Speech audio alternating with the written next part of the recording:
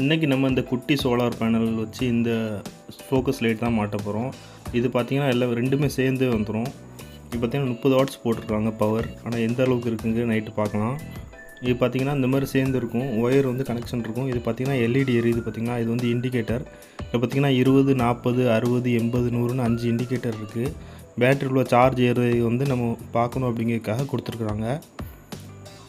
இப்போ இந்த கனெக்டரை கலட்டிட்டு நம்ம பார்த்திங்கன்னா இது வந்து இந்த லைட் வந்து தனியாக ஒர்க் ஆகுதா அப்படின்னு செக் பண்ணி பார்த்துக்கலாம் ஃபஸ்ட்டு மாட்டுறதுக்கு முன்னால்.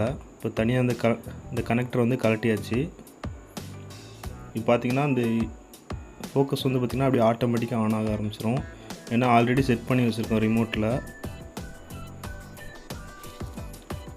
இது நம்ம இப்போ எங்கே மாட்ட போகிறோம்னு பார்த்திங்கன்னா வீட்டோட ஃப்ரண்ட் சைடில் பார்த்திங்கன்னா கேட்டில் வந்து நம்ம அடிக்கடி பார்த்திங்கன்னா சுவிட்சு வெளியிருந்து உள்ளே வரும்போது பார்த்திங்கன்னா சுவிட்சை போட வேண்டாம் அப்படிங்கிறதுனால காலையில் ஆட்டோமேட்டிக்காக ஆஃப் ஆயிரும், நைட்டு பார்த்திங்கன்னா ஆட்டோமேட்டிக்காக ஆன் ஆயிரும் அப்படிங்கிறதுனால இந்த இடத்துல மாட்ட போகிறோம்.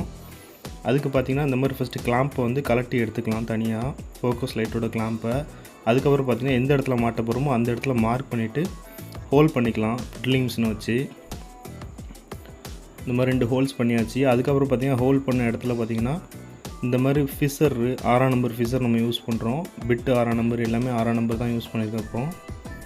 இந்த மாதிரி ஃபிஷரை மாட்டிட்டு அதுக்கப்புறம் பார்த்திங்கன்னா நம்ம கலட்டி வச்சு கிளாம்பை இப்படி வச்சுட்டு ஸ்க்ரூ போட்டு டைட் பண்ணிக்கலாம்.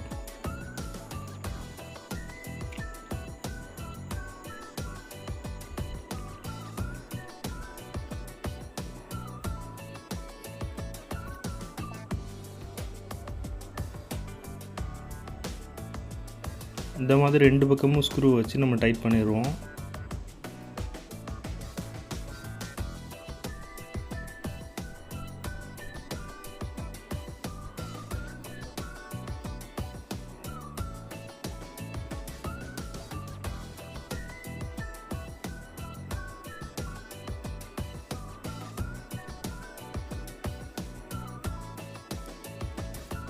இதுக்கப்புறம் பார்த்திங்கன்னா நம்ம இந்த ஃபோக்கஸ் லைட்டை வந்து எடுத்து இந்த இடத்துல மாட்ட வேண்டியது தான். அதில் பார்த்திங்கன்னா தனியாக நம்ம போல்டு நட் எல்லாமே தனியாக கலட்டிட்டோம். இந்த மாதிரி வச்சுட்டு பார்த்திங்கன்னா இந்த போல்டு வந்து நீங்கள் இப்படி வச்சு டைட் பண்ணிங்கன்னா இந்த மாதிரி டைட்டு ஏறிடும்.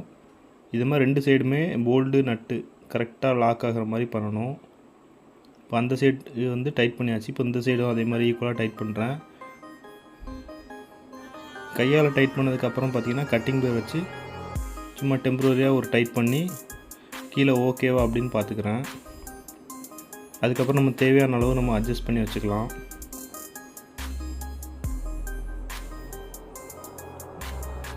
இந்த ஆங்கிளில் பார்த்திங்கன்னா லைட்டு வந்து கரெக்டாக ஃபிட் ஆகிரும். அதனால் பார்த்திங்கன்னா இந்த மாதிரி வச்சு நான் இப்போ டைட் பண்ணிக்கிறேன். கட்டிங் பிளேட் வச்சு நான் ஓரளவு டைட் பண்ணதுக்கப்புறம் பார்த்திங்கன்னா நம்மகிட்ட ஸ்பேனர் வச்சு டைட் பண்ணிக்கலாம். ஸ்பேனர் வச்சு நம்ம இப்போ ஃபுல் டைட் பண்ணியாச்சு. இதை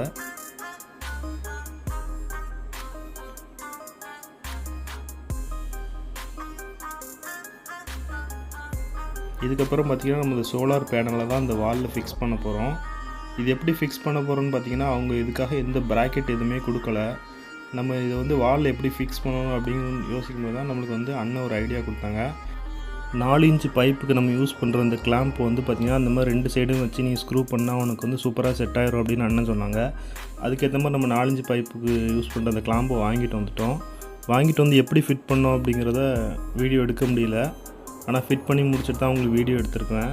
ஏன் அப்படின்னு பார்த்திங்கன்னா அது வந்து கொஞ்சம் சிரமமாக இருந்துச்சு, அதனால் எடுக்க முடியல. இந்த மாதிரி நம்ம சவுத் சைடு வந்து ஃபேஸ் பண்ண மாதிரி பார்த்திங்கன்னா நம்ம சோலாரை வந்து ஃபிக்ஸ் பண்ணியாச்சு. நம்ம தமிழ்நாடு, திருநெல்வேலி, அதாவது இந்தியா அந்த சைடு எல்லாமே பார்த்திங்கன்னா சவுத் சைடு ஃபேஸ் பண்ணி தான், அதாவது தெற்கு பக்கம் பார்த்த மாதிரி தான் நம்ம வந்து சோலார் எல்லா இடத்துலையுமே ஃபேஸ் பண்ணி வைப்பாங்க. எதனால் அப்படின்னு பார்த்திங்கன்னா நம்மளுக்கு வந்து சூரியன் வந்து அந்த திசையாக போகும் அப்படின்னு சொல்லுவாங்க.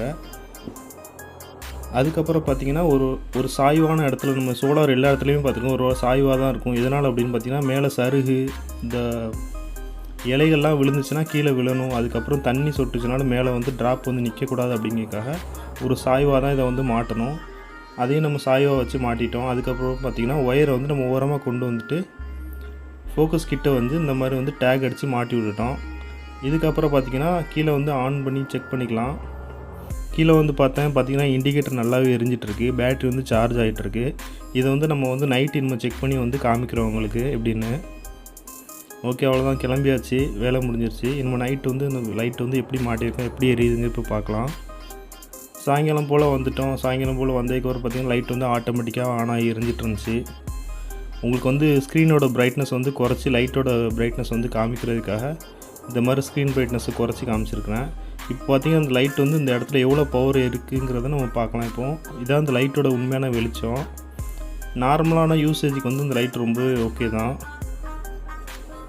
நீங்கள் இதில் வந்து ஓரளவு தான் வாட்ஸ் எதிர்பார்க்க முடியும். இது வந்து அந்த இடத்துல நடக்கிறது யூஸ் பண்ணுறதுக்கு பார்த்திங்கன்னா அந்த லைட் ஓகே தான். ஆனால் பார்த்திங்கன்னா இதே மெயின் லைட்டாக யூஸ் பண்ணலாமான்னு கேட்டிங்கன்னா கஷ்டம்தான்.